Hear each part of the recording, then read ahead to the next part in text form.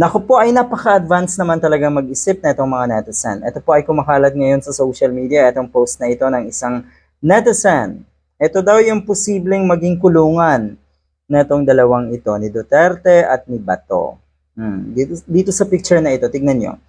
Worried na worried lagi yung kanilang mga itsura. Ano ho, ang dami kasing sabihin na natin, ang daming iniisip siguro ng mga katulad ni Duterte at ni Bato. Dagdagan pa niyan, syempre, nung kanyang kaso or complaint neto si Franz Castro nga laban kay Duterte. At si Bato naman, abay, Diyos ko po, hindi naubos maisip kung ano or saan lulugar.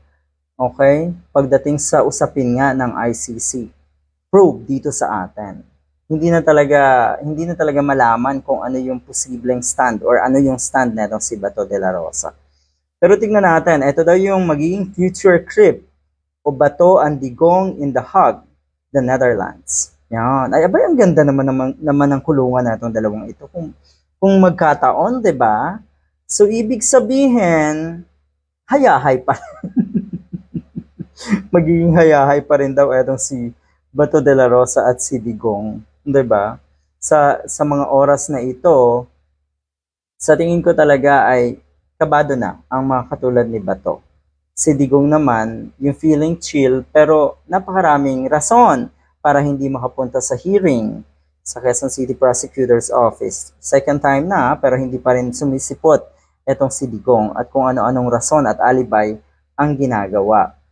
Sa issue naman or sa case na naman ng ICC, abay paiba-iba. Paiba-iba ang statement na itong dalawang ito, lalo na po itong si Calvo. Ang ibig sabihin lang niyan, parang dumedepende sila sa mga tao na or sa mga statement ng mga politiko rin, kaalyado man nila o hindi, tungkol nga sa pagpasok dito ng ICC.